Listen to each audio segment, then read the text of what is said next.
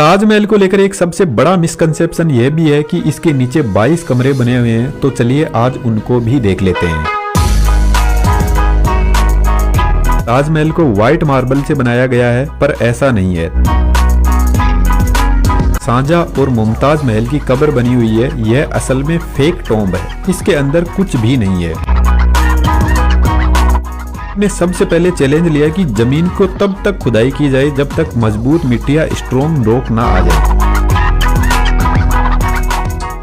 ताजमहल 400 साल पहले बनाया हुआ इंजीनियरिंग का एक जबरदस्त मास्टरपीस है जो आज भी पूरी मजबूती से खड़ा है। इसकी टेक्नोलॉजी को देखने के बाद साइंटिस्ट आज भी ऐसा मानते हैं कि शायद ही आज फिर से ऐसी बिल्डिंग बनाई जा सके। जितना अट्रैक्टिव ताजमहल देखने में लगता है, उससे भी ज्यादा अट्रैक्टिव इसकी इंजीनियरिंग है और शायद इसी वजह से यह आज दुनिया के 7वें अजूबे में शामिल है। इस वीडियो में हम ताजमहल के कंस्ट्रक्शन की बेहतरीन इंजीनियरिंग को समझने की कोशिश करेंगे। ताजमहल आगरा में यमुना नदी के किनारे बना हुआ है और इसका साइट सिलेक्शन भी एक बहुत ही टेक्निकल डिसीजन था। यदि आप इस्लामिक आर्किटेक्चर को देखते हो तो ये मोस्टली गार्डन के सेंटर में बने हुए हैं, लेकिन ताजमहल की हम सैटेलाइट इमेज देखें तो यह गार्डन के सेंटर में नहीं बल्कि गार्डन के नॉर्थ में बना हुआ है। तो क्या यह एक मिस्टेक थी इस्लामिक आर्किटेक्चर की या एक ब्रिलियंट इंजीनियरिंग? यदि इन सैटेलाइट इमेज को थोड़ा ऊपर से देखें तो यहाँ पर भी आपको एक परफेक्ट सिमेट्री दिखाई देगी। ताजमहल के जस्ट ऑपोजिट साइड में एक और सेम टू सेम ऐसा ही गार्डन बना हुआ है जिसका नाम है मेहता बाग गार्डन,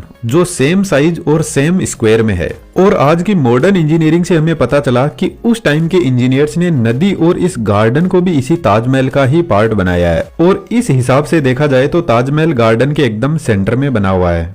और ताजमहल को मेहता बाग गार्डन से देखा जाए तो यहाँ से भी यह एक शानदार लुक देता है। इसके साथ नदी से यदि आप ताज को देखोगे तो नदी में ताज का शानदार रिफ्लेक्शन दिखाई देता है, जो असल में इंजीनियर्स के दिमाग में ब्रिलियंट विजुअल्स थे ताजमहल को लेकर कि यह बनने के बाद में कौन सी साइड से कैसा दिखेगा। ताजमहल का फाउंडेशन इतना मजबूत है कि अर्थक्वेक, फ्लड्स और भारी बारिश की सिचुएशन में भी यह शान से खड़ा रह सकता है। ताजमहल के फाउंडेशन का आइडिया मिलिट्री फाउंडेशन और सिविल इंजीनियरिंग से लिया गया है जो इनडिस्ट्रक्टेबल है। नदी के आसपास के एरिया में एक स्ट्रॉन्ग फाउंडेशन तैयार करना बहुत चैलेंजिंग काम है, क्योंकि एक तो पानी की वजह से मिट्टी का कटाव होता रहता है और ऊपर से फिसलन भरी मिट्टी जो किसी भी फाउंडेशन को डिस्ट्रॉय कर सकती है।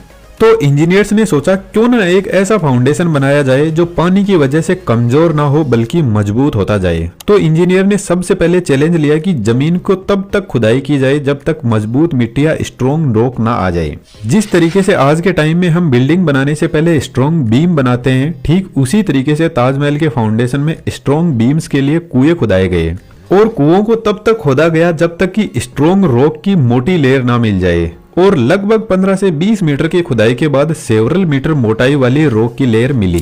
1632 में जब ताजमहल का कंस्ट्रक्शन स्टार्ट हुआ तो उस टाइम तक सीमेंट का आविष्कार नहीं हुआ था, तो इंजीनियर्स को एक ऐसे मोर्टार की जरूरत थी जो स्ट्रॉन्ग भी हो और पानी के साथ में मजबूती से टिका रहे। तो उस टाइम तक एज ए मोर्टार लाइम ही था जिसको चूना बोला जाता है, और आज भी बहुत सारे लोगों की चॉइस सीमेंट की जगह चूना ही होता है। कुआं बनाने के लिए सबसे पहले राउंड शेप में वॉल बनाई गई और फिर इसमें वुडन पाइलिंग की लेयर सेट की गई और सेंटर में एक लकड़ी की शाफ्ट सेट की गई और फिर चारों तरफ छोटे छोटे पत्थरों को भी भरा गया और साथ में चूना को भी भरा गया। फिर एक और वुडन पाइलिंग सेट की गई और फिर से लाइम और पत्थरों को साथ में भरा गया। इन छोटे छोटे पत्थरों को मलबा भी बोलते हैं। इस तरीके से 100 से भी ज्यादा कुएं बनाकर एक मजबूत फाउंडेशन तैयार किया गया जिस पर ताजमहल को बनाया गया।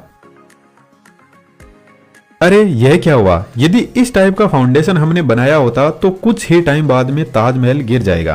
और यह विजन आज से 400 साल पहले इंजीनियर्स के पास में था, क्योंकि जो लाइमस्टोन मुगल बादशाह शाहजहां के इंजीनियर्स ने यूज में लिया था उसको जब इलेक्ट्रो माइक्रोस्कोप से चेक किया गया तो काफी शॉकिंग रिजल्ट निकल कर आए। लाइमस्टोन में बहुत सारे स्मॉल ग्रेन्स, प्लांट डेब्रीज पाए गए जिनमें मोस्टली शुगर, काली मिर्च, चने का आटा और कुछ लोकल फ्रूट्स और ट्री रेजिन्स, जिसको पेड़ से निकलने वाला गोंद भी बोला जाता है, जो आई थिंक आपने ट्रीज पे चिपका हुआ देखा होगा। इन सब को चूने के साथ में मिलाकर फिर वेल में मलबे के साथ में भरा गया और कुएं से एक शाफ्ट को बाहर निकाला गया और इस तरीके से हंड्रेड्स ऑफ कुओं से एक स्ट्रॉन्ग वाटरप्रूफ स्ट्रक्चर बनाया गया। अब यहाँ पर ध्यान देने वाली बात यह है कि इन वेल के अंदर लकड़ी एक मेन कंपोनेंट है और रिवर के पानी की वजह से यह जो वेल है उनके चारों तरफ पानी भरा रहता है और यह पानी एक ऑक्सीजन फ्री एनवायरनमेंट क्रिएट करता है और वेल में लगी हुई लकड़ी